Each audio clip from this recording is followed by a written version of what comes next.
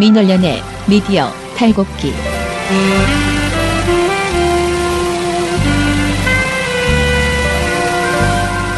안녕하세요. 민원련의 미디어 탈곡기 32화 시작하겠습니다. 와, 오늘은 반응이 좋았습니다. 저희 오늘 인사부터. 저희 오늘 배나은 활동가가 어제 눈치를 채셨겠지만 네, 아파요. 엄청나게 기침을 네. 하더니 오늘은 도저히 기침 때문에 일을 할 수가 없는 수준이라고 해서요. 병원에 늑장 부리지 말고 아침에 문 열자마자 병원에 가라고 오지 말라고 얘기를 했습니다. 네. 그래서 오늘은 저희 둘이 진행합니다. 저는 민원연의 김원경 사무처장이고요. 예, 미디어 탈곡기의 이장입니다. 네. 매맞는 활동가. 매맞는 활동가. 네. 청년회장이자 민원연의 소년가장 이봉호 활동가입니다. 왜 매맞는지 좀 얘기해 주세요. 네? 뭘 좀 얘기하면은 그냥 안 해요. 싫어요. 민원연의 실상을 아셔야 됩니다. 네. 아이고 내 팔자야.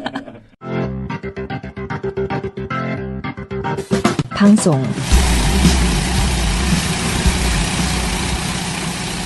자, MBC와 TV조선이 저희가 지금까지 대선 이후에 여러 가지 보도 내용 말씀드릴 때 이미 저희 아마 애청자분들은 좀 눈치채셨을 수가 있는데 MBC와 TV조선만 난리구나.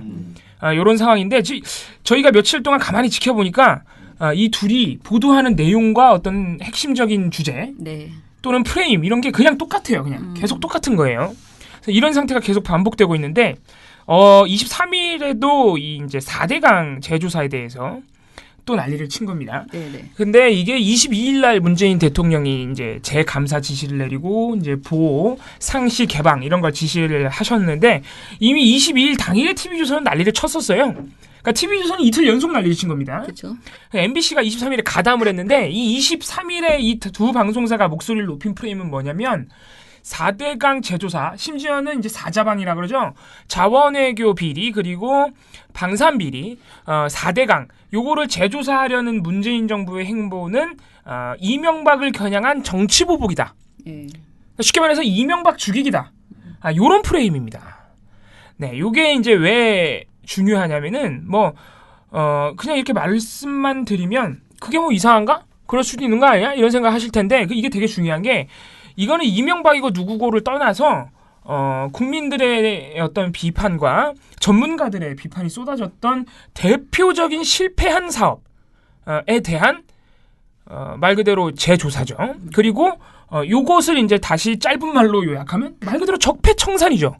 네, 그러니까 이 전 정부의 실정이라는 거를 이 MBC TV조선의 프레임이 은폐해버려요. 이게 상당히 중요한 겁니다. 마치 아무 문제도 없는데 이명박 대통령을 죽이기 위해서, 그러니까 보복하기 위해서 문재인 정부가 뭘 하는 것처럼 지금 묘사하고 있다는 거죠. 네. 이 MBC TV조선의 이 프레임이 바로 어디서 나온 거냐?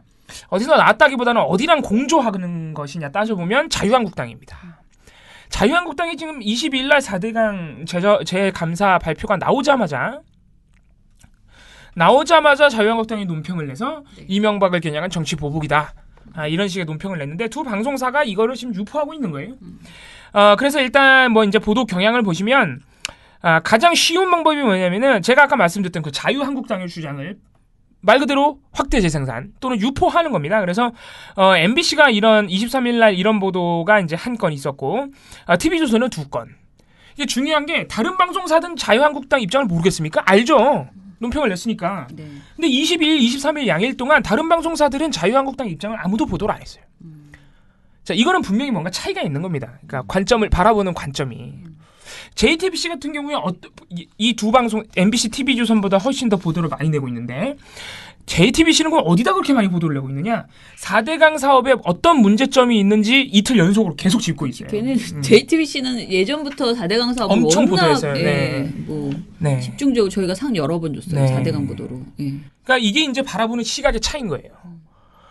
어떤 방송사는 이제 4대강 재조사한다 그러니까 지금까지 제기된 문제점들을 정리해줘요. 국민들이 알 수 있게 왜 조사하는지. 근데 어떤 방송사 MBC TV조선은 어떻게 보도를 해요? 그런 거 보도 안 합니다. 네. 무슨 문제점이 있는지 관심 없어요. 그냥 이게 정치 보복이다. 이런 보도만 지금 내고 있는 겁니다. 얼마나 이 바라보는 관점이 다른지 아실 텐데 네. 어떤 게 적절한지 제가 굳이 말씀드리지 않아도 네. 그래서 뭐 이제 MBC 보도 같은데 보면 참 성실합니다. 그래서 뭐 MBC가 23일 날 냈던 MB 겨냥 정치 보복 사자방 모두 조사. 보도 제목부터 벌써 네, MB 겨냥 정치 보복이라 그러죠. 이 보도가 무려 4명의 야권 의원들, 야권 인사들의 비판을 이렇게 받아 썼어요. 네. 근데 중요한 게 그러니까 이런 보도를 할 때 이제 MBC TV에서는 기계적 중립도 안 지켜요. 그렇더라고요. 뭐 여권이나 정의당처럼 환영하는 입장을 안 붙여줘요. 그걸 붙여도 사실 저희는 비판하거든요. 그걸 붙여도. 네. 근데 아예 이제 그런 것도 없어요. 무려 4명의 주장을 받아 써주면서 그래서 보면은 이명박 정부 청와대 김두우 전 홍보수석은 4대강 정책감사 지시에 정치적 의도가 있다는 의심을 품는 것은 상식적이라고 지적했습니다.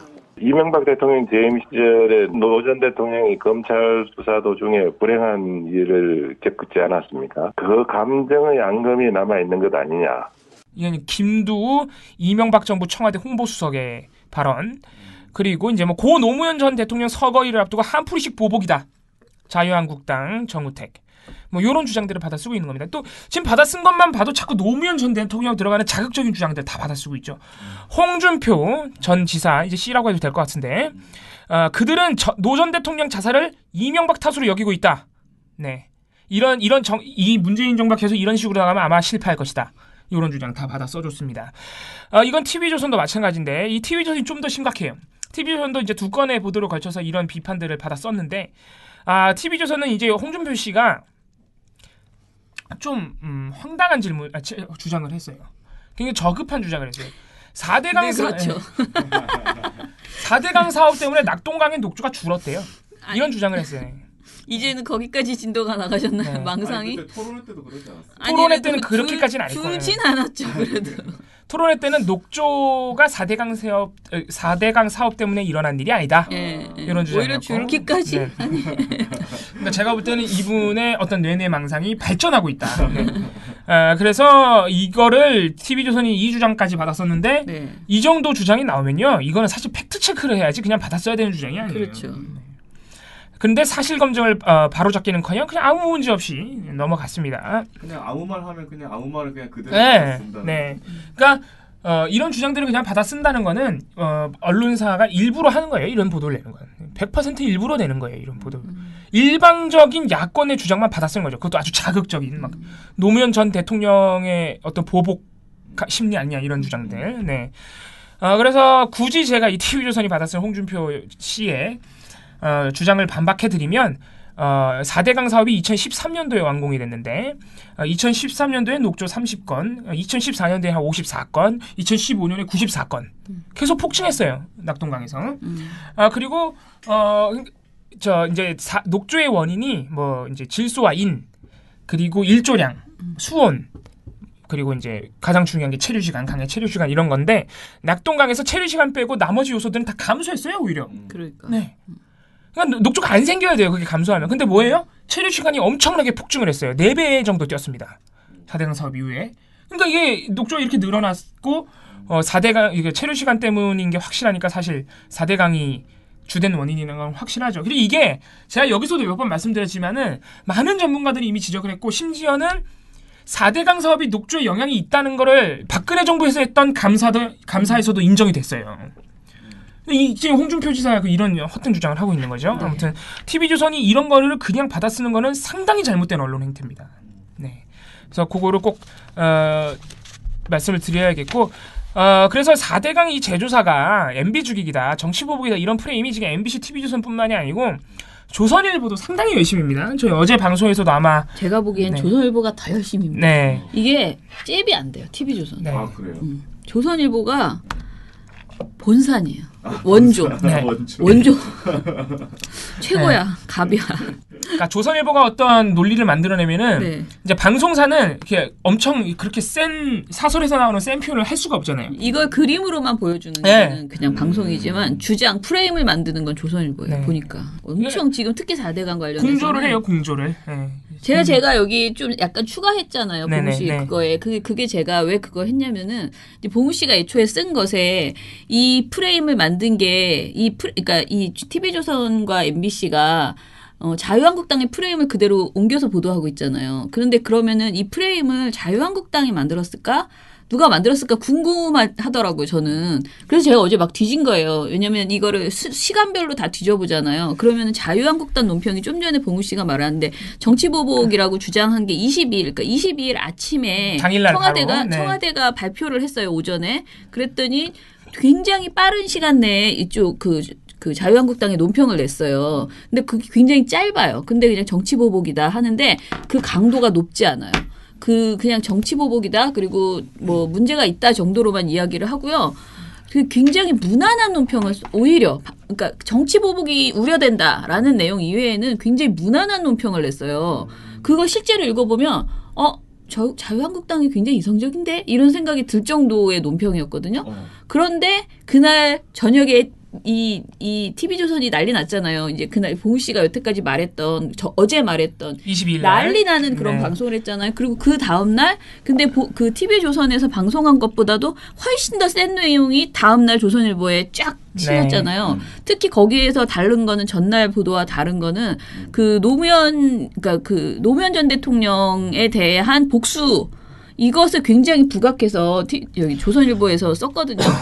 그러고 나서 저녁에 또 이렇게 한 거잖아요. 그날 밤에. 근데 이게 점점 에스컬레이팅 되면서 그 정우택 원내대표나 이런 사람들의 발언도 그 전에는 자기가 그거 생각하지 못했을 것 같은데 세져요. 계속 조선일보 가지고 계속 노무현 대통령 그런 워딩을 다 섞어가지고 발언을 하고 그걸 또 모아서 MBC는 보도를 하고 그래서 저는 이번 일에서는 브레인은 조선일보지 자유한국당이 아니다. 이 프레임을 만든 것은 자유한국당. 제가 거기에 보고서에 하나 쓴 게 그게 특히 그렇더라고요. 그 수자원공사를 환경부로 넘긴 거에 대해서 자유한국당이 찬성하고 환영한다고. 칭찬했어요. 그건 칭찬했어요. 물관리 일어나. 근데 TV조선은 그것도 있을 수 없는 비판했죠. 일인 것처럼 비판했잖아요. 그러니까 이건 자유한국당은 오히려 이 일에서 그냥 정치보복이다라는 우려 정도밖에 생각하는 게 없어요.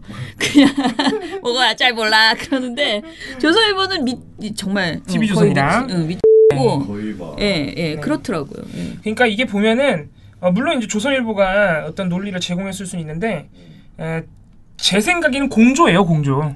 그러니까 항상 그렇긴 한데 굉장히 이번 일에 있어서 브레인이 그 조선일보가 그건 아마 늘 그럴 거고 이게 주요 이제 논리를 만들어주고 근데 이제 그걸 자유한국당이 확대 재생산하고 그렇죠. 이렇게 해준 대로 확 흥분해서 얘기를 하면 그걸 찍어서 또 방송에서 그럼 TV조선이 또 저녁에 유포해주고 보여주고 계속 그렇게 하는 그리고 거예요. 물관리 일어나 같은 거는 누가 시키지도 않았는데 TV조선이 알아서 또 비판해주고 그러니까 이게 돌고 도는 거예요. 그래서 각자 역할이 있어요. 마치 이렇게 분담이 된 것처럼 이번만 그런 게 아니고 사실 늘 그랬던 거죠. 그렇죠. 그 이제 그 적폐 세력이랑 자유한국당이랑 아무튼 그런 겁니다. 지금도 그런 상황이 반복되고 있습니다. 그래서 마지막으로 이 TV조선과 MBC가 또 이상한 보도가 하나 있는 게 23일 날 감사원에서 난색을 표했어요.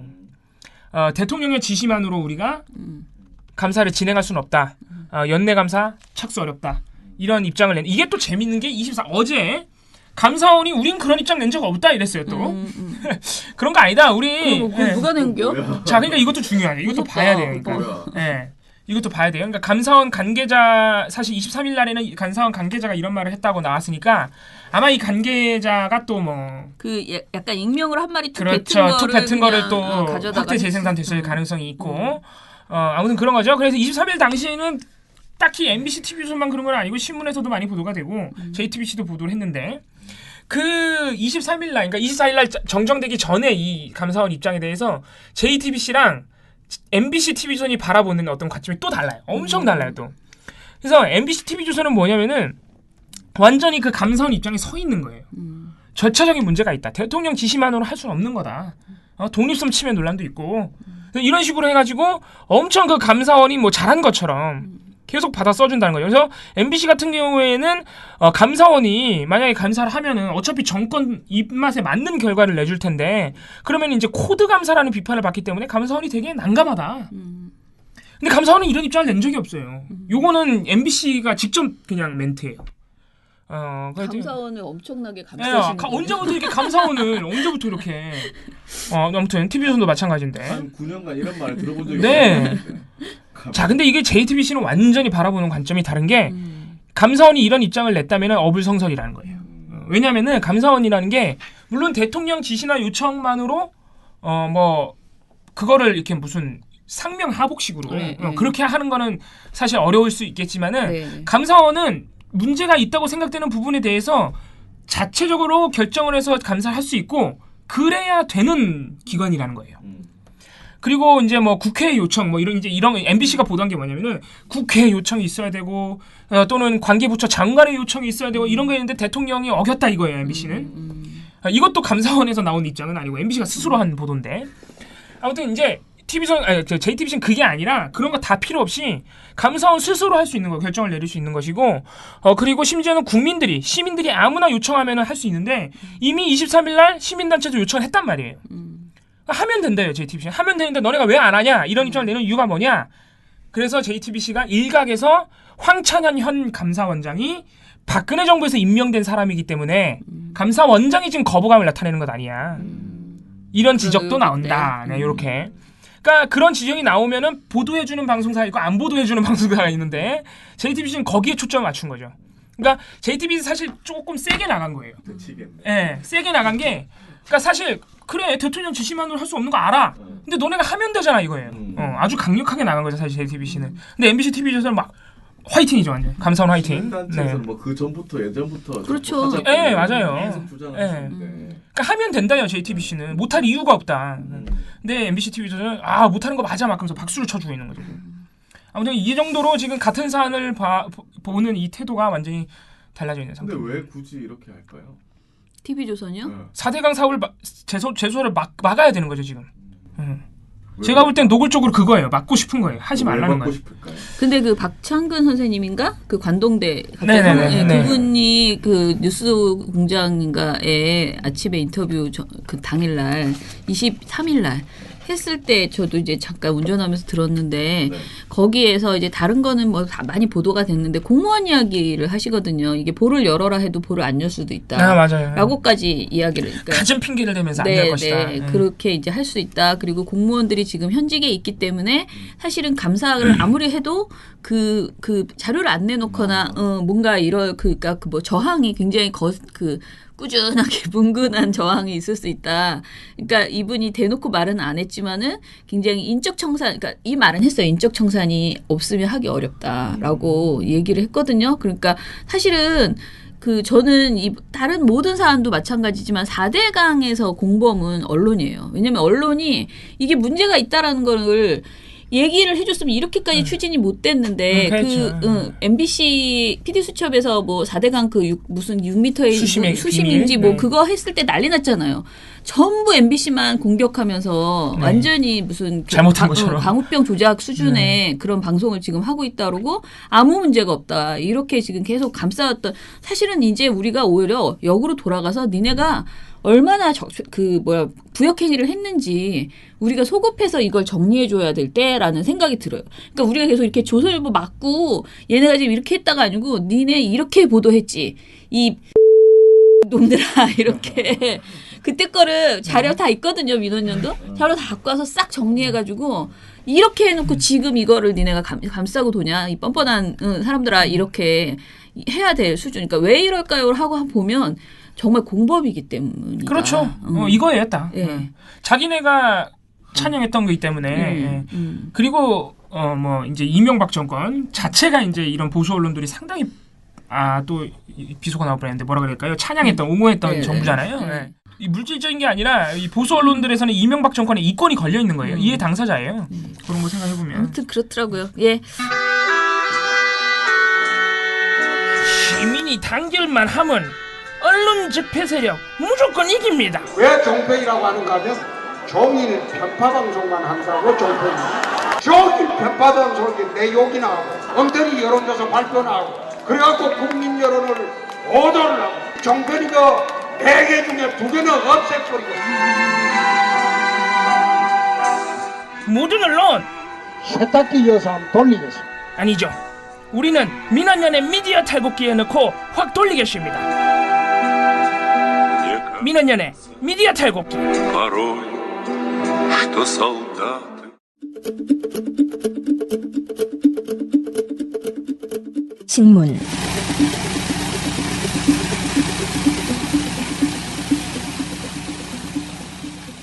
신문 보도는 박근혜 공판이 나름 되게 문제가 있게 이제 보도가 나왔더라고요. 그래서 이제 했는데 오늘도 모든 비평을 조선일보로 아주 몰아가고 있습니다. 제가 보기에는 동아일보가 줄을 바짝 섰어요. 네, 섰어요. 네. 채널 A도 마찬가지. 싹 지금 비판이 쭉 줄어들었습니다. 예전에 비하면 동아일보 선거 때 엄청 선수로 막 했잖아요. 적극적으로. 근데 지금 정권 바뀐 다음에 지금 약간 좀 이상합니다. 채널 A도 조용해요. 채널 A는 조용히. 대선 때도 조용했어요, 그냥. 네. 채널 A는 그리고 정말 저번 총선 그리고 멀게는 노무현 대통령 시절 이런 거 생각해 보면은 정말 상전벽해입니다, 진짜. 네, 이 그렇죠. 동아일보의 태도는 네. 중앙일보도 마찬가지입니다. 자, 조선일보만 굉장히 일관성을 칭찬해줘야 돼요. 조선일보는 진짜 그 뭐라 진짜 그러지? 일반적이야. 양아치 수준은 아니라는 네. 거지. 그 줏대가 있어요. 우리 눈치 안 본다. 좌빨은 싫다. 어둠의 세계의 분들로 치면 이분은 그래도 좀 그 이쪽에서는 보스고 네. 그쪽은 좀 곤조가 있어요, 곤조가. 네, 맞아요. 조선일보 아무튼 아주 신념의 강자입니다. 그래서 이렇게 말하죠. 이제 그 뭐라 그래야지 이 사람들은 뭔가를 본인이 정말 이 사상을 그냥 쫙 빙의한 거지 이렇게 생각과 마음이 따로 노는 사람들이 아니다. 그런 생각이 좀 들어요. 네네. 아무튼간에 박근혜 그 공판에 대해서 뭐라고 했냐면요. 일단은 박근혜 측에 박근혜 씨의 주장 있잖아요. 그걸 너무 많이 인용을 해준 거예요. 박근혜 측 발언 그러니까 신문 보도에서 박근혜 측의 발언을 가장 많이 인용한 신문사가 조선일보라고 합니다. 자, 총 보도량이 조선일보가 13건으로 제일 많았고요. 그다음에 경향이 12건, 그다음에 한겨레가 11건. 그래서 보도량 자체는 다 비슷한데 박근혜 측의 입장을 제목에서 인용한 보도량이 조선일보만 6건이었어요. 근데 다른 신문사는 다 1건이나 2건이에요. 2건도 중앙일보가 2건이고 다른 데는 다 1건이에요. 그런데 전부 다 박측 그 주장, 그 박측의 억울함을 강조하는 그런 제목을 6건이나 제목에 따옴표 처리해가지고 그렇게 전했다는 거죠. 그런 보도를 했다고 하고요. 그리고 보니까 이래요. 따옴표 최순실의 속은 나 자신이 참담. 따옴표 무직. 따옴표 변호인 입장과 같다. 이런 제목이에요. 따옴표 기업들이 수사받는 등 고초 겪게 해 미안하게 생각한다. 따옴표 승마 지원 늦다고 질책? 제가 어떻게 이재용을 질책합니까? 따옴표 종북 친북의 문화 빙자한 국민 현혹 막는 건 내 평소 신념. 따옴표 최순실은 나서는 사람 아니어서 비선 아니라고 생각했다. 이런 제목을 다 보도 제목으로 이제 했다는 거죠. 대단들하다 지금. 그 박측의 얘기 다 옮겨놓은 다 전해준 거예요. 핵심은 다 전해줬다고 보여야 돼. 제목으로. 우리가 기사 자세히 안 읽잖아요. 우리 제목만 보잖아. 그래서 우리에게 제대로 알려주려고 다 따옴표 처리해가지고 제목으로 만들어. 다른 걸 좀 이렇게 열심히 보네. 진짜.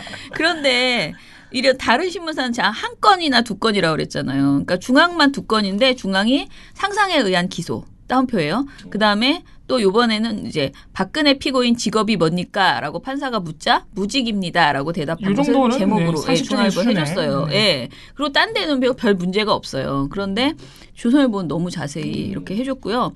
그다음에 이제 사실 다른 거는 큰 문제, 그러니까 제가 이렇게 길게 얘기 안 해도 되는데 너무 화가 내는 게 딱 하나 있었어요. 저주와 보복이 되풀이되는 시스템이다라고 이야기를 했어요. 이번 일에 대해서, 이번 공판에 대해서. 이게 뭐였냐면요. 사설인데요. 조선일보가 그 박 전 대통령은 법정에 선 3번째 전직 대통령이다. 이 3사람을 제외하더라도 대부분이 큰 불행을 겪었다. 해외 망명, 불의의 피살, 자살까지 있었다. 헌정 70년밖에 안 돼. 해외 망명 그거 언제적 일인데 지금 이승만 이야기를 아직 하고 있어. 그러면서 헌정 70년밖에 안 된 나라에서 일어난 일이라고는 믿을 수 없는 정도라고 이렇게 하면서요. 권력 휘두르는 데 제왕적이지만 정책은 국회에 맡겨 아무것도 할 수 없는 지금의 대통령제는 수명이 끝났다. 대통령 자리 하나 놓고 전쟁하듯 싸우는 정치는 끝내야 한다. 한 표만 더 얻어도 100% 권력을 쥐고 이후에는 저주와 보복이 되풀이되는 시스템으로는 더 이상 앞으로 나갈 수 없다. 이제는 박근혜 재판에도 보복이라고 하네. 그러니까 이거는 이번 이 재판을 보면서 이게 어떤 그러니까 헌법 정신을 위반한 이 사안 자체 그리고 뭐 굉장히 여러 가지 지금 뭐 금품 수수 뭐 이런 여러 별거 다 있잖아요. 이 모든 것을 다 저주와 보복의 시스템으로 얘기를 한 거잖아요. 아예 말이 안 되는 게 그럴 거면 대통령 바뀌고 나서 이게 됐어야 되는데 그러니까. 그게 아니고 그 전에 국민들이 촛불로 몰아낸 거잖아요. 예, 예. 말도 안 되는 보도 하고 있네. 앞뒤도 아예 안 맞는 얘기인데. 그러니까 말입니다. 그러니까 이게 사실 박근혜 공판, 박근혜 재판 보도에서 방송사들도 사실 문제가 있는 게 이 박근혜 씨가 지금 53일 만에 나타났고 네. 농단 사태가 꽤 오래됐기 때문에 이제 국민들이 까먹었을 수가 있어요. 어느 정도 잊어먹었죠. 얘가 무슨 잘못했더라? 그래서 너무 국민 무시하는 거예요. 아니, 저는 실제로 그래요. 그럼 저로 할게요. 제가 그래요, 제가. 얘가 혐의가 뭐 있더라? 이재용밖에 생각 안 나. 이럴 수 있잖아요. 그래서 언론사가 박근혜가 재판에 나왔으면요, 일단 보도해줘야 되는 거는 공소 내용이에요. 그렇죠. 그런 거는 해줘야 되죠. 이 재판에 정의를 내려줘야 돼요. 기본적으로 이게 무슨 재판인지 정보를 줘야죠. 하다못해 그냥 사회에서 일어나는 그냥 범죄, 좀 중범죄 같은 경우에도 보도 나올 때 공소 사실을 다 보도해줘요. 네. 범죄 사실. 네. 근데 너무 웃긴 게 방송 보도에 검찰의 공소 내용만 따로 전하는 보도가 없어요. JTBC가 딱 한 건 냈어요. JTBC가. 그러니까 그러니까 다른 방송사들이 어떤 보도가 이거는 아마 신문도 마찬가지인 걸로 제가 알고 있는데 다 가십성이에요. 박근혜가 올림머리를 핀을 핀값 얼마 250원 뭐 핀값이 얼마니 뭐 최순실하고 만났는데 눈을 마주쳤는지 안 마주쳤는지 뭐 올 때 뭐 어디에서 차가 막혀가지고 이런 걸 왜 보도하고 있냐고. 그러니까. 그런 게 한 보도의 절반이에요. 절반. 검찰의 공소 사실은 보도도 안 하면서 이거 상당히 문제가 있는 건데 제가 어제 그래서 검찰의 공소 사실을 왜 보도 안 하냐 요 정도만 딱 썼었던 기억이 납니다. 예. 자, 좀 전에 제가 말씀드린 그 사설 제목이 또 가관이에요. 수갑찬 전직 대통령을 봐야 하는 국민의 고통. 안 고통스러워요. 좋아요, 나는. 이렇게 웃으면 안 되는데. 아니, 고통스러운 분들이 있더라고요. 너무 우스꽝스러운 제목. 그 앞에 계시더라. 그 앞에. 울고 계시는 분들. 조선일보는 그쪽 편이라서 소수자로 옹호하고 계시네.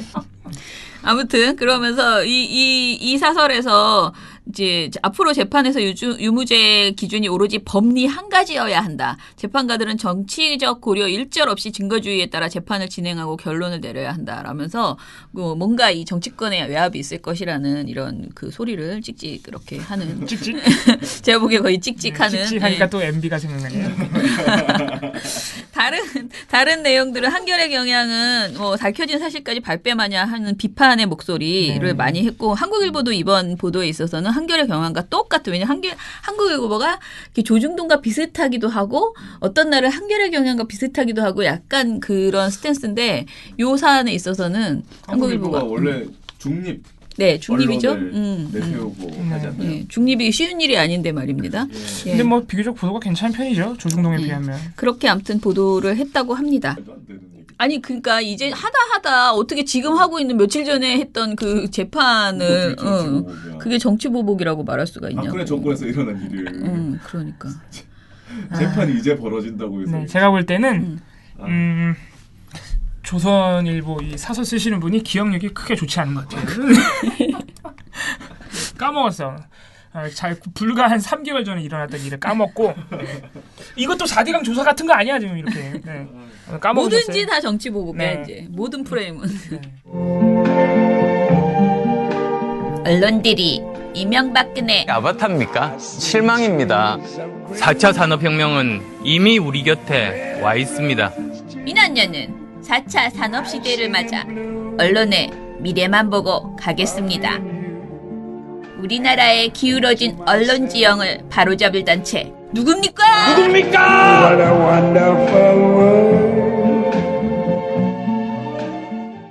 이게 뭐냐면 MBC TV조선이 또 하나 합을 맞춰서 지금 공격하고 있는 게 뭐냐면 문재인 정부의 대북 정책입니다. 네.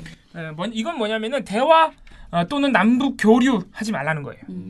근데 저는 그렇게 생각할 수 있다 생각해요. 안보 정책에 대해서 국민 누구나 자기 생각이 있을 수 있죠. 언론사도 마찬가지죠. 네. 근데 지금 이렇게 남북 관계가 경색된 지 한 10년이 사실 넘었단 말이에요. 경색된 지가 이명박 정부부터 10년 정도가 됐는데 지금 사실 그런 제재 일변도 이게 강경 일변도의 정책이 아무런 실효를 거두지 못했습니다. 네. 남북 관계만 경색되고 뭐 북한이 무기를 줄이거나 미사일을 줄이거나 이런 효과가 아무것도 없었어요. 오히려 주변국하고의 관계만 더 나빠졌죠. 우리나라 같은 경우에 중국하고 투닥거리고 있고 일본하고 위안부 합의해버리고 아무튼 여러 가지 좋지 않은 상황이기 때문에 그러면은 지금 그나마 남북 관계에서 대안으로 제시할 수 있는 게 이제 문재인 정부가 남북 교류, 민간 교류 좀 해보고 제재의 틀 안에서 그래서 남북 간의 대화 채널도 좀 뚫어보고 해서 어떤 뭐 524 조치, 개성공단 이런 거를 협상 카드로 써보겠다는 거거든요. 협상 카드로 쓰면은 어쨌든 간에 북핵에 대해서도 대화 가능성이 있다. 이런 지금 대안이거든요. 그걸 하지 말라 그러면 다른 대안을 내놔야 돼요. 근데 MBC, TV전 이런 보수 언론들이 그냥 계속 그런 거예요. 대화하지 마. 핵벽 정책으로 돌아가려고 그러니 하지 마. 그리고 이게 끝이에요. 이게 끝.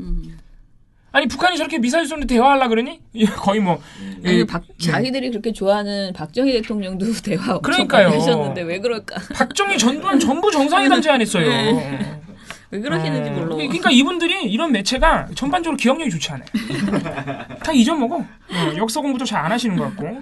선별적으로 기억하는 네, 보고 싶은 것만 보는. 그래서 23일 날도 다른 방송사 아무도 대북 정책 관련 보도를 안 냈어요. 네. 낼 게 없었거든. 보도할 게 없었어요.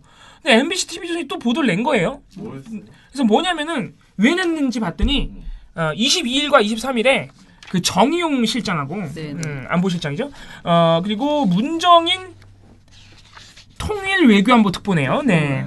문정인 특보와 이제 정의용 국가안보실장 이 두 분이 이 양일간 22일, 23일 날 정의용 실장은 국회 방문해서 또 문정인 특보는 언론 인터뷰, 조선일보 인터뷰에서 이 문재인 정부의 대북 정책에 대한 큰 그림을 말씀하셨어요. 뭐 시작했다는 것도 아니에요. 이건 내 대통령하고 논의해 볼까 요 정도인데 이게 뭐냐면은 이제 문정인 특보는 524 조치를 우리가 협상 카드로 써야 될 필요성이 있다. 왜냐하면 지금 9년 동안 제재 국면이었는데 제재 국면에 실효가 없었다. 물론 제재 국면이 효과가 있을 수도 있지만 이제는 다른 방법을 써야 되기 때문에 우리가 524 조치 해제를 협상 카드로 해서 대화 채널을 뚫어봐야 될 필요가 있다. 524 조치란 북한 선박의 남측 해역 운항을 전면 불어, 남북 교역 중단, 국민의 방북 불어, 대북 신규 투자 금지, 대북 지원 사업의 원칙적 보류 등을 담고 있다. 문정인 특보가 그런 어떤 큰 그림을 그려준 거고 정의용 실장 같은 경우에는 대북 그 제재 공조, 국제적인 공조를 훼손시키지 않는 범위 안에서 민간 교류를 한번 재개할 필요가 있다. 네, 뭐 이런 겁니다.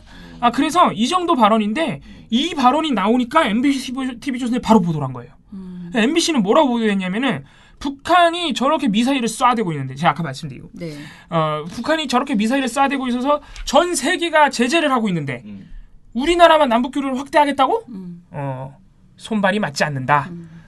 제재 공조 체제를 훼손시킬 우려가 있다. MBC 이런 보도를 했고 이제 TV조선도 문정인 특보가 524 조치 해제해야 된다고 이런 말을 하니까 그 발언 중 일부를 탁 따가지고 북한이 변한 게 뭐가 있는지 따져봐야 된다.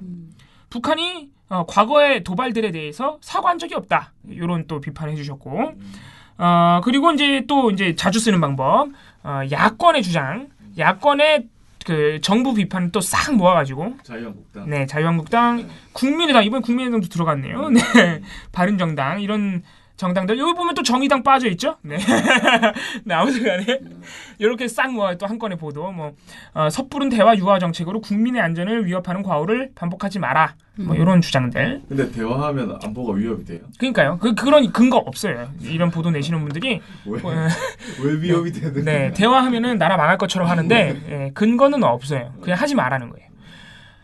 그리고 이제 TV조선 같은 경우에는 이게 하나의 해프닝이 있었는데 23일 날 지금 문재인 대통령이 김희중 광주 대주교를 교황에 천주교 교황청에 지금 특사로 보낸 상태인데 이게 중앙일보에서 23일 날 어떤 단독 보도를 냈냐면은 그 이제 특사를 보내면서 친서에다가 대통령 친서에다가 교황에게 남북 정상회담을 중지해달라고 요청했다. 이런 내용이 있다고 단독 보도를 했는데 청와대가 곧바로 부인을 했어요. 친서에 그런 내용 없다. 뭐 남북 정상회담 중재 요청 이런 구체적인 내용 없고 그냥 남북 관계의 평화를 위해서 기도해달라는 내용이다. 이렇게 부인을 해서 이게 이제 해프닝식으로 일단락이 됐습니다. TV조선이 그런데 이날 밤에 그러니까 저녁에 23일 저녁에 어떤 보도를 했냐면은 보도 제목 자체가 교황의 회담 중재 요청할까? 이런 제목이에요. 말까? 이게 너무 웃긴 보도인 게 이게 뭐냐면은 상황을 다 알잖아요. 이미 이날 낮에 다 일어난 일이니까. 문재인 대통령이 친서에다가 남북 정상회담 중재를 교황에 요청하는 내용을 적었다는 보도가 나왔었다. 오늘. 그런데 청와대는 아니라고 했다. 그런데 요청할 가능성이 있다. 아니라고 했는데 왜 가능성이 그러니까 있어? 그 근거가 있나 해서 봤더니 없어요. 근거가 하나 있어요. 아니 그나마 내 근거라고 인정해줘야 될 내용이. 그러니까 특히 근거랍시고 내세운 거 같이 보이는 게 하나 뭐냐면은 김희중 이 대주교가 원래 이 남북교류에 굉장히 신념이 있는 분이다. 그나마 그게 약간 근거처럼 된 거예요. 친서에는 없지만 김 대주교가 문 대통령에 특별한 구두 메시지를 전달하는 것 아니냐는 관측이 나옵니다. 김 대주교는 문 대통령이 주재한 특사단 오찬엔 참석하지 못했지만 전화를 통해 별도 메시지를 전달받았을 가능성이 있습니다. 한국 천주교 주교회 의장인 김 대주교는 그동안 북한을 직접 방문해 종교인 교류 협력을 협의하는 등 남북 대화와 교류를 추진해왔습니다. 거의 억지죠, 억지. 억지를 부리는 거예요, 억지를. 얘네 야 문재인 정부 봐, 교황에게까지 남북 대화 해달라고 이렇게 막 애걸복걸하는 애들이잖아. 이런 식의 이미지를 더 씌우려는. 사실 이 씌우면은 뭐가 나쁜가? 자기는 나쁘다고 생각하는 거예요. 아 정말 어려운 사람들이에요. 교황까지 그죠? 종북으로 만든. 그런 매체지. 조선일보, TV조선 그런 매체예요. 이 교황에게 보내는 친서 관련 논란 해프닝 자체를 아무도 보도 안 했어요. 아무도 23일 날. 그냥 별게 아닌 거야. 그냥 조선일보가 오보냈나 보다. 이게 별일이 아니니까 아무도 보도 안 했는데 TV조선만 보더래. 꼭 이런 거 골라가지고. 그리고 제가 알기로 북한은 종교에 대해서 그렇게 자유롭게 종교를 뭐 믿는다거나 그렇게 하기가 힘든 정도가 아니고 막고 있죠. 네. 종교의 자유를 억압하는 나라예요. 그렇게 알고 있는데. 네. 그러니까 교황이 중재한다고 해서 북한이 그래? 그러니까. 전혀 그럴 나라가 아니에요. 오히려 싫어할 거. 네, 엄청 싫어하죠. 엄청 싫어하죠. 아무튼 그런 상황이 MBC TV조선에 그래서 이런 보도를 자꾸 내고 있어가지고 이유 없이, 그러니까 아무런 이유와 대안 없이 남북 대화에 상당한 거부감을 드러내고 있는데 이건 상당히 잘못된 태도다. 이렇게 말씀드릴 수 있겠습니다. 그렇습니다. 또 MBC와 TV조선 재밌죠? 아니 안 재밌어. 짜증나. 아니 MBC와 TV조선이 지난 1월에만 해도 엄청 싸웠던 그래서 방송. 제가 그거 오늘 그거 좀 내봐요. 아니 그거 내일 해요. 내일 해야 돼요? 내일. 왜? 왜냐면 오늘도 똑같이 둘이 또 쿵짝을 맞출 거거든요. 제가 안 봐도 비디오에 이제. MBC와 TV조선이 요즘 소울메이트거든요. 오늘 시간이 많이 지났으니까 오늘 또 쿵짝 맞춘 것까지 내일 해서 한꺼번에 말씀드리고. MBC TV조선이 오병우 사단 그때 엄청 싸웠잖아요. 그러더니 요즘 아무튼 그때도 싸웠고 1월에 그것 때문에 정윤회 때문에 또 싸웠고 아무튼 그거를 내일 풀어드릴게요. 저기 우리 또 남 싸우는 거 구경하는 게 아니 그렇게 싸우더니 4개월 만에 이렇게 또 입을 찌하게 맞추고 있어요. 기억력이 안 좋아. 그러니까 전반적으로 이분들이 기억력이 안 좋아. 자, 마지막으로 하나 5.18 광주 민주화 운동 관련된 건데요. 아까 이제 나은 씨가 정리해준 그 선우정 칼럼이에요. 조선일보 칼럼이거든요. 선우정 칼럼이라는 것이고 쓰신 분이 선우정 논설위원입니다. 그러겠죠. 네. 용서와 화해를 말할 때라는 제목입니다. 제목 자체가 용서와 화해를 강조하는 그런 내용이죠. 근데 이게 이제 광주 이야기입니다. 이 사람이 뭘 하냐면은 5.18 광주 민주화 운동 진상규명 문제를 사법적 단죄가 끝났거나 끝나가는 사안이다라고 규정을 합니다.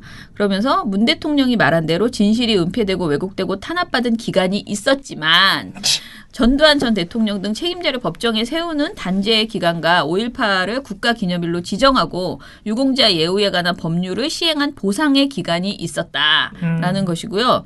그리고 지휘체계에 관한 문제나 헬기 사격 문제 등은 95년 수사 결과와 법원의 판단을 통해 모두 근거가 없거나 오해였음이 밝혀졌다. 이렇게 주장하고요. 작년 말 발견돼 문제가 된 광주 금남로 빌딩의 총탄 자국에 대해서는 필요하면 그 부분만 검증하면 된다. 우리도 뭐 그것만 검증해서 그 총탄 이게 나오면 되는데 아무튼 이렇게 우긴 이런 억지 주장을 했습니다. 그러면서 세월호 국정농단 4대강 등 다시 이것과 함께 다시 권력의 도마 위에 올라서 펄떡거리는 이 광주 문제, 이것이 모두 피해자 역시 용서와 화해를 요구받는다는 주장, 그러니까 피해자가 용서와 화해를 요구받고 있다. 이 상황에 대해서 이렇게 얘기를 했습니다. 그래서 뭐 5.18보다 훨씬 큰 비극을 다룬 남아공의 진실화해위원회, 르완다의 가차차 법정 사건처럼 철저한 가해자 단죄가 전제되지 않을 때도 피해자가 화해를 요구받는 일이 있었는데, 그거 너무 웃기잖아. 뭔 소리 하고 있는 거야?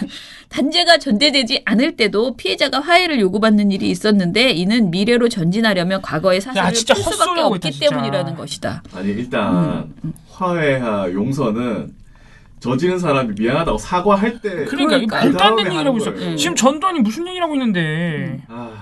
그리고 더 웃긴 거는 화해와 용서를 이렇게 막 연락 주장하더니 5.18 정신을 헌법 전문에 담겠다는 것에 대해서 이렇게 말했어요. 헌법은 국민의 총의를 담은 근본 규범이다. 분노가 들어가서는 안 된다. 분노가 아니라니까? 진실과 단죄가 아니라 용서와 화해를 말할 때 대통령은 약속을 지킬 수 있을 것이다. 이건 막 거의 겁박이지. 다 용서해라. 그런 다음에 집어넣어라. 이런 거잖아. 헌법 정신에 넣으려면. 뉘우치지도 않는 사람 어떻게 용서를 해. 진짜 사과도 않는 사람을. 진짜 나쁜 사람입니다. 정말 나빠. 그 뭐라 그러죠? 했던 그 구라들 그거의 총 집합체라는 생각이 들고 이게 또 나와줬잖아요. 이게 어제 신문에 나왔거든요. 그러면 요거 이런 교과서적인 얘기가 나오면 우리 종편에서 요걸 또 받아가지고 이제부터 이제 시작할 것이라는 이건 거의 전두환 회고록급의 네네. 그런 생각이 들었습니다. 그리고 이제 제가 후속 보도를 또 하나 그 종편 시사 토크쇼에서 광주 이거를 제가 계속 해내고 있거든요. 이거를 마무리를 못 하고 있어요. 이게 끝이 안 나. 계속 이런 게 나오면 또 그 다음날 또 얘기가 실어줘야 되잖아요. 우리가. 이게 5.18 재단에. 네. 그래서 지금 계속 보고 있는데 그 이제 북한군 개입 이것도 재조사하자라고 하는 그 주장이 있었잖아요. 그 뭐죠? 자유한국당 주장. 그거를 이제 얘기를 안 하고 있다고 생각했었거든요. 근데 열심히 뒤져보니까 이제 나오기 시작하더라고요. 그래서 기념식 이후에 뭐 협치를 위한 노력에는 정말 점수를 드릴 수 없습니다라고 자유한국당에서 이야기를 했었잖아요. 협치 같은 소리 하고 있네. 네. 5.18이 협치할 거냐? 그런 다음에 이제 뭐가 나왔냐면은 북한군 참여와 같은 색깔론으로 이제 공격하는 태도가 나왔어요. 그래서 MBN 뉴스 특보에 출연한 황장수 유명하신 분이죠. 아우 오랜만에 나오셨다. 네, 미래경영연구소장이 뭐라고 얘기했냐면 보수의 일각에서는 북한군의 참여 이런 얘기도 아직도 하고 계시는 분들이 계세요라면서 이 사실관계가 지금 이 사실관계도 확인해야 된다라는 식으로 얘기를 하니까 김현 더불어민주당 전 의원이 그건 사실과 다르다고 반박을 했어요. 그런데 이제 타회자가 별다른 지지 없이 그냥 이렇게 지나갔다고 합니다. 그리고 이제 진행자 스스로가 이런 의혹을 제시하기도 했다는데요. 이게 TV조선의 이것이 정치다에서 전원책 씨가 사회자예요? 반대 입장에서 보면 왜 그거 몇 마디로 나는 김일성을 좋아하지 않는다. 이 얘기를 한 번도 못하는지 그것도 또한 답답합니다라고 말을 했대요. 그러니까 뭔 소리예요 이건 갑자기? 그러니까 북한 개입에 대해서 뭔가 이런 뭐라 그러죠? 이 북한을 거부하는 그러니까 무슨 그런 답변을 막 요구하는 그런 얘기들 있잖아요. 이런 것들을 누구한테 한 얘기예요? 이건? 모르겠어요. 누구한테 얘기한 게 아니고 이 북한 광주 이야기를 하다가 이렇게 누구한테 딱 지적한 게 아니고 자기 의견을 얘기한 건데 전원책 씨가 개입설하고 김일성을 좋아하지 않는 거하고 무슨 관계예요? 그러니까 말입니다. 아무런 관계가 없는. 그래서 아무튼 애매한 소리들을 지금 그러니까 광주에 대해서 계속 이걸 받아들일 수가 없는 상태 있잖아요. 헌법에 넣는 것, 그다음에 재조사 이런 것들을 저는 개인적으로 문재인 대통령이 진상조사도 진상조사지만 이런 방송 이런 발언하면 사법 처리하는 법을 만들어야 돼요. 진짜.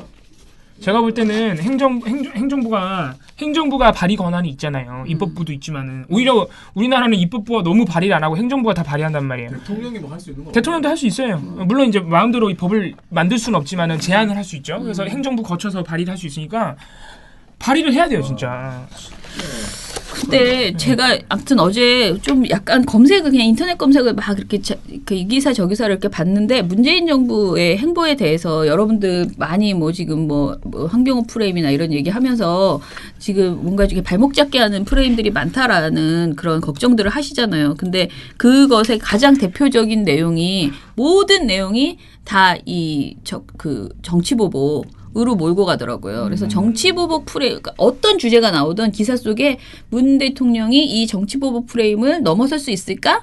어려울 것 같다. 이런 식의 그 마무리가 연합리나 뉴시스나 뭐 이렇게 기사들에서 어떤 사안을 대북 문제, 뭐 이런 모든 사안을 얘기한 다음에 꼭 근데 이것이 그 프레임, 적폐청산, 정치보복 이 프레임이 계속 막고 있다. 이것이 추진되는 데 있어서 장벽이다. 이런 이렇게 남의 일처럼 이렇게 쓰잖아요. 기사라는 것들이. 풀려주는 거죠. 네, 근데 이거를 굉장히 뻔뻔히 이 말들이 들어가더라고요. 그래서 이 프레임이 굉장히 견고하게 앞으로 더 이렇게 지속될 것 같다라는 생각이 들고 지금 하려고 하는 모든 일에 있어서 우리가 지금 뭐 매일매일 거의 새로운 것이 나올 때마다 문 대통령이 뭔가를 발표할 때마다 이런 이야기들을 하잖아요. 그래서 이런 식의 시비는 어떻게 보면은 저는 그래서 한겨레에게 저는 인터뷰했을 때 그런 얘기 했거든요.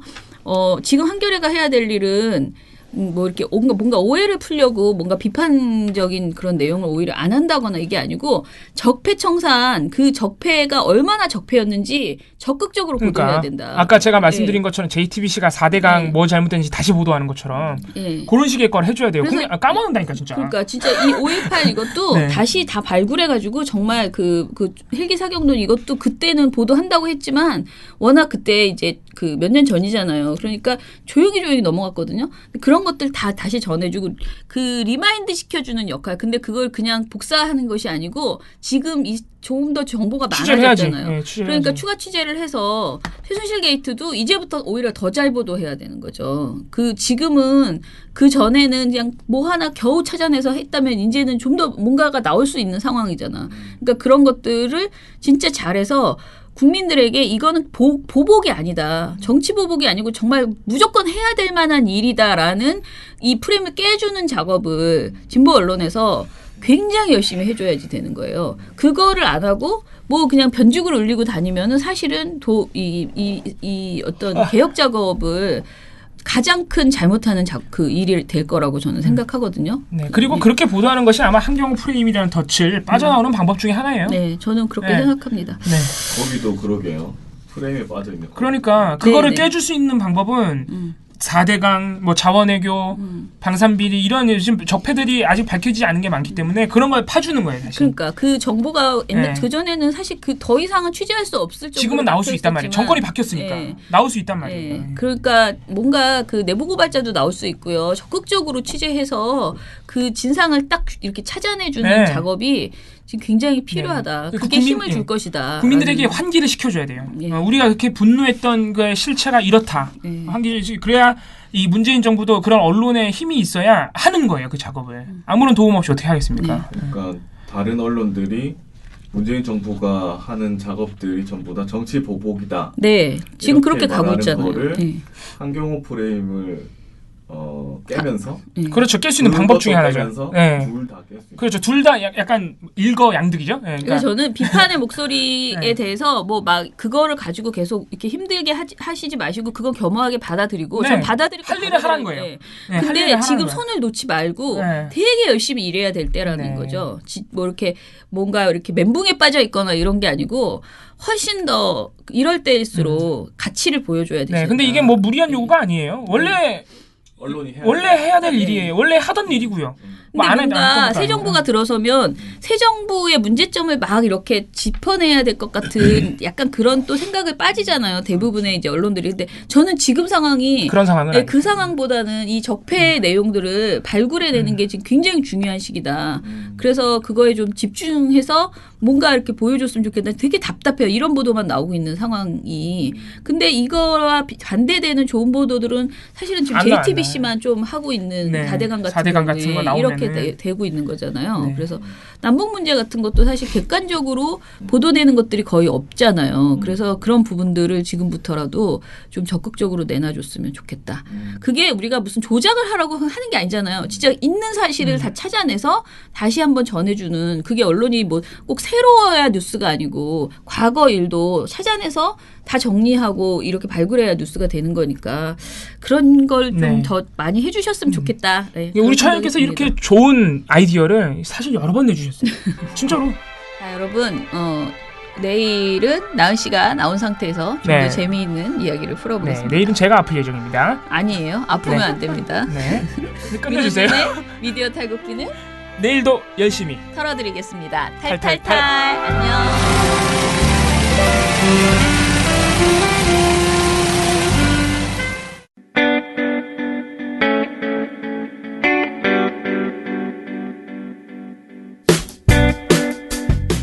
안녕하세요. 민원연의 이봉우 활동가입니다. 우리나라에서 언론의 문제는 민주주의의 문제입니다. 독재와 부패 기득권을 대변하는 언론들은 아직도 살아있습니다. 민주주의의 문제는 곧 우리 삶의 문제입니다. 사주의 입장을 반영한 권력의 욕심을 투영한 언론, 이들을 감시하려면 전문성과 꾸준함 그리고 투명함이 기초되어야 합니다. 민원연은 1984년부터 시민단체로서 언론을 감시해오고 있습니다. 민주언론시민연합은 여러분의 소중한 후원으로 투명하게 운영됩니다. 민원연 후원으로 언론을 감시하고 견제하는 활동에 힘을 보태주세요. 민주언론시민연합은 여러분의 소중한 후원으로 투명하게 운영됩니다.